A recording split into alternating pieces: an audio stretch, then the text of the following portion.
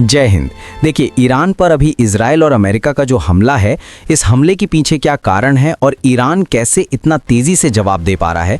और ईरान को ये लोग जो वेनेजुएला समझे थे वो वेनेजुएला नहीं निकला। और हमें ईरान, इजराइल और अमेरिका को बैलेंस बना के रखना बड़ा इंपॉर्टेंट हो जाता है, क्योंकि तीनों हमारे एलाई हैं सब यहाँ पर। देखिए, ये सारा झगड़ा जो है ना, वो अमीर बनने का है कि हम कैसे अमीर हों। सोचिए कि दुनिया सांस लेती है और सांस बनाने का कंट्रोल आपके पास हो जाए। सोचिए कि अगर दुनिया पानी पीती है और केवल पानी आप बनाएं तो आप दुनिया के कितने रईस इंसान होंगे। तो अमेरिका यही चाहता है। टेक्नोलॉजी अमेरिका के पास है। आज सोशल मीडिया देखिए, गूगल देखिए, फेसबुक देखिए, ट्विटर देखिए, इंस्टा देखिए, सारा अमेरिका के पास है। तो जो दुनिया यूज़ करती है वो अमेरिका कंट्रोल करता है। टेक्नोलॉजी अमेरिका कंट्रोल करता है। हथियार अमेरिका कंट्रोल करता है। एक और चीज़ है जो पूरी दुनिया यूज़ करती है, वो पेट्रोलियम पूरी दुनिया यूज़ करती है। इसे समुद्र या ज़मीन से निकाला जाता है। आज देखिए, पूरी दुनिया में जितनी जहाज़ें उड़ रही हैं, ये पूरी फ्यूल यूज़ करती है और ये बहुत ज़्यादा फ्यूल यूज़ करते हैं। सब दुनिया में जितने भी ट्रेनें चल रही हैं, सड़कों पर गाड़ियां चल रही हैं, ये सारे फ्यूल से यूज़ करते हैं। सोचिए, अगर इस पे कंट्रोल जिस देश का हो जाएगा, वो देश कितना अमीर हो जाएगा। अमेरिका इसी तेल पे कंट्रोल करना चाहता है। जो भी तेल उत्पाद वाले देश हैं, उनको ये मार के ख़त्म कर देगा, या तो उनके तेल पे अपना कंट्रोल करेगा। देखिए कैसे लीबिया मार के वहाँ का तेल ले गया, सीरिया मार के वहाँ का तेल ले गया, इराक मार के वहाँ का ले गया, अभी इराक का है। बाकी जो अरब देश हैं जो अमेरिका से नहीं लड़ सकते, वो जी हजूर में जैसे कैसे मारा जाता है, चौका मारा जाता है तो चेयर गर्ल्स होते हैं, ऐसे ऐसे नाचता है। बाकी अरब देशों को उसी टाइप का बना दिया है वहाँ पे, इससे ज़्यादा कुछ नहीं। तो अमेरिका तेल पे कंट्रोल करता है। इसके अलावे आप तेल का पैसा अमेरिका को रुपया में नहीं दे सकते हैं। अगर जिस दिन रुपया में दिए उस दिन हमला कर देगा। आपको पैसा डॉलर में देना है। अब ये डॉलर खरीदना पड़ेगा आपको अमेरिका से। सपोज कीजिए कि अगर हम लोग ऐसा मैंडेटरी हो जाए कि हम जो भी अंतर्राष्ट्रीय व्यापार करेंगे वो पाकिस्तानी मुद्रा में करना पड़ेगा, तो हमें पाकिस्तान के आगे झुक जाना पड़ेगा, क्योंकि मुद्रा वो कंट्रोल कर रहा है। अगर हमें दुनिया में ऐसा रूल हो जाए कि कोई भी दुनिया अगर कोई भी व्यापार करती है, सिंगापुर रूस से खरीदे, जापान चाइना से खरीदे, जर्मनी अमेरिका से खरीदे, दुनिया में कोई खरीदे, लेकिन जो ट्रांजैक्शन होगा वो रुपया में होगा, तो हम कितने अमीर हो जाएंगे। तो अमेरिका ये दो नीति अपनाता है कि पेट्रोल हमसे खरीदो और पैसा तुम्हारे बाप देंगे, डॉलर में देंगे। दुनिया का कोई भी देश डॉलर में ही देता है। हम लोग भी पेट्रोल का भुगतान डॉलर में ही करते हैं। रशिया से खरीदते थे तो अमेरिका ने मना कर दिया, वहाँ हम लोग रूबल दे सकते थे वहाँ पर। तो अमेरिका बस इसी पे कंट्रोल करना चाहता है। इसके लिए अमेरिका ने दुनिया का कोई भी देश अगर अमेरिका के हिसाब से पेट्रोल नहीं दिया या उसके डॉलर को मानने से इनकार कर दिया, तो अमेरिका उसे मार देता है। चाहे वो सद्दाम हुसैन हो, इन पे झूठा आरोप लगाया कि परमाणु बम है, लेकिन कोई परमाणु बम नहीं था, मार दिया। वो उमर गद्दाफी के खिलाफ इसने प्रोटेस्ट कराया, यहीं की पब्लिक को उग्र कराया, फिर सोशल मीडिया इसके कंट्रोल में है, मीडिया कंट्रोल में है, इनको निपटा दिया। बस अल असद को निपटा दिया। माधुरों को वेनेजुएला से रात 2 बजे इनको इनकी पत्नी सहित किडनैप करके उठा के ले गए। चलो दुनिया देख रही है, कुछ नहीं कर सकते कि खामेनेई सबको घरे में उड़ा दिया यहाँ पे। जबकि आप गौर करके देखिएगा, अमेरिका ने जब जापान पे परमाणु बम पटका था तो वो टोक्यो पे नहीं गिराया था, उसने नागासाकी और हिरोशिमा पे गिराया था, ताकि बातचीत का रास्ता बदले। लेकिन ट्रंपा पागल है, वो कोई बातचीत का रास्ता नहीं देता है दुनिया में। लेकिन दो लोग को देखिएगा, बहुत बहादुरी से लड़े हैं, एक ज़ेलेंस्की और एक खामेनेई। ये दोनों लोगों ने अमेरिका ने रूस से, इन्होंने ज़ेलेंस्की नहीं डरा। अमेरिका ने कहा कि हट जाओ वरना मारे जाओगे, कहा मरना मंजूर है लेकिन लड़ेंगे। वैसे ही खामेनेई को, इनको भी कहा गया कि इनके कमांडरों ने कि आप बंकर में चले जाइए। इनका कहना था कि हम पूरे 9 करोड़ से ज़्यादा, जो लगभग 9 से 12 करोड़ के आसपास ईरानी हैं, उन सबको पहले बंकर में रखो। अगर वो सुरक्षित होंगे तब जाएंगे, नहीं तो हम मरना कबूल करते हैं। तो ये दो नेता हैं जिन्होंने यहाँ पे, हालांकि इन लोगों ने भी अमेरिका के सामने नहीं झुके थे। सबका हाल वही कर दिया अमेरिका। हम कुछ नहीं कर सकते, शक्तिशाली के आगे सबको झुकना पड़ता है। अमेरिका ने मानवता की सारी हद पार कर दिया। उसने कहा ईरान में महिलाओं की सुरक्षा जरूरी है, महिलाओं के लिए स्वतंत्रता जरूरी है, और गर्ल्स स्कूल के ऊपर बम मार दिया। इतनी लड़कियां मर गई, जो जिनेवा कन्वेंशन का खुला उल्लंघन है। लेकिन अगर हम लोग कश्मीर मांगने लगे तो हमारे ऊपर नियम कानून आ जाता है, वर्ल्ड सैंक्शन आ जाता है। लेकिन इन पे नहीं लगता है। इसने पूरे टॉप लीडरशिप को ही मार दिया एक मिसाइल झटके में।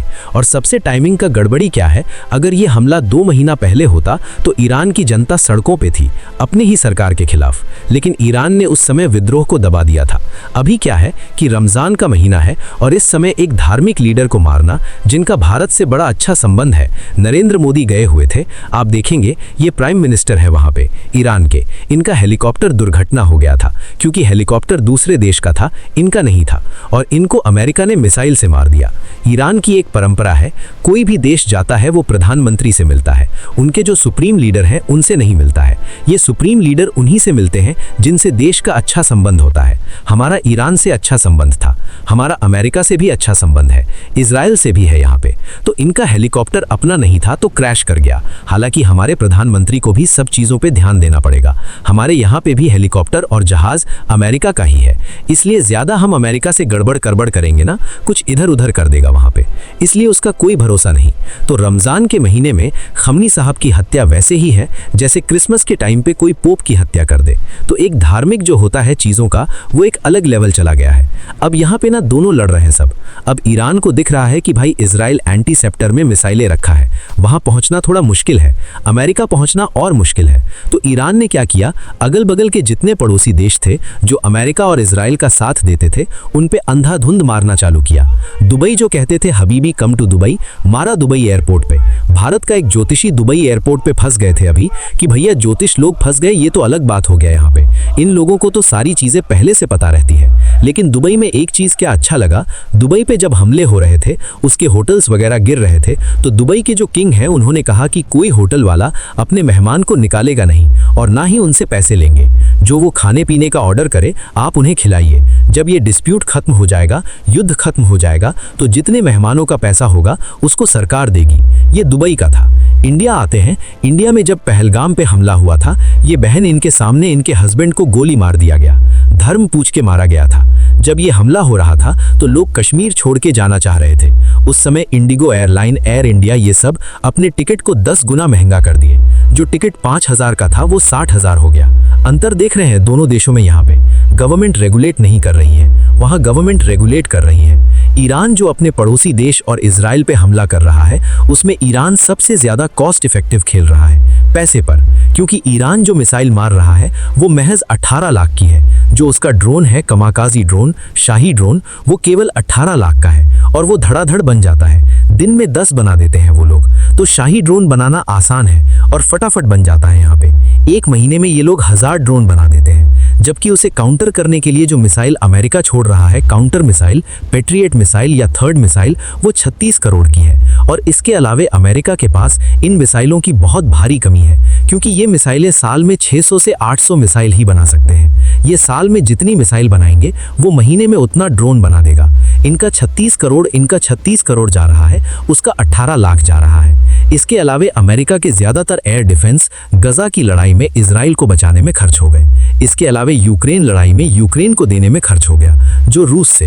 तो अभी उसके पास स्टॉक पाइल की कमी है। और साथ ही ईरान जो है इतना प्रिसीजन हमला कर रहा है। ये इतना बड़ा इसका नेवल गेस का ड्रोन था जो बैलिस्टिक मिसाइलों को रोक सकता था, पता कर लेता था पहले, जिससे कि काउंटर करना ईजी उड़ा दिया। यहाँ पे उसका ये 5000 से किलोमीटर से ज्यादा निगरानी रखने वाला ये रडार था, जिसकी कीमत 7000 करोड़ से ज्यादा थी। अभी की इसकी कीमत लगभग 10 करोड़ है, लेकिन जब ये लगा था तो 7000 करोड़ का है। उसको मार के गिराया ये 18 लाख से। इससे अमेरिका की घनघोर बेइज्जती, एकदम गाढ़ा बेइज्जती।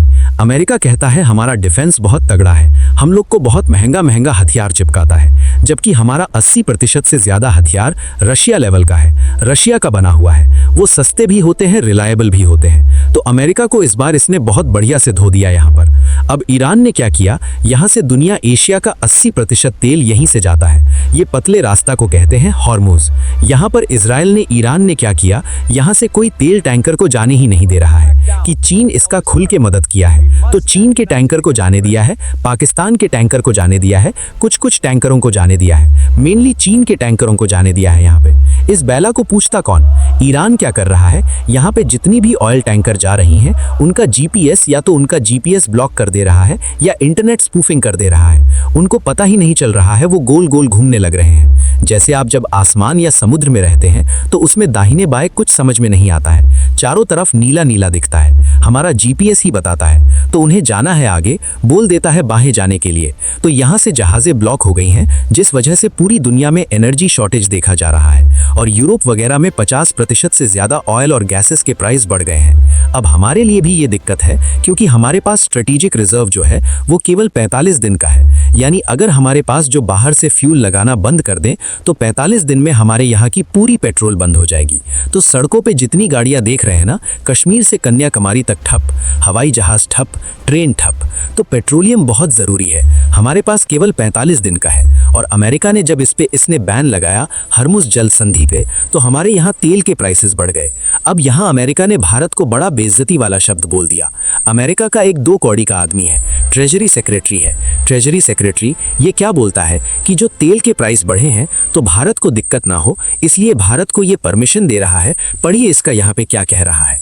यहाँ पर to enable oil to keep flowing into the global market, the treasury department is issuing temporary 30 days waiver. Waiver मतलब 30 डेज की अनुमति दे रहा है। Allow Indians to purchase Russian oil, मतलब ये हमें अलाउ कर रहा है कि हम रशिया से तेल खरीद लें। मतलब आप समझिए हम इंडियंस को ये अमेरिकन कितनी बुरी तरह से ह्यूमिलिएट कर रहे हैं सब। और भारतीय मीडिया इंडिया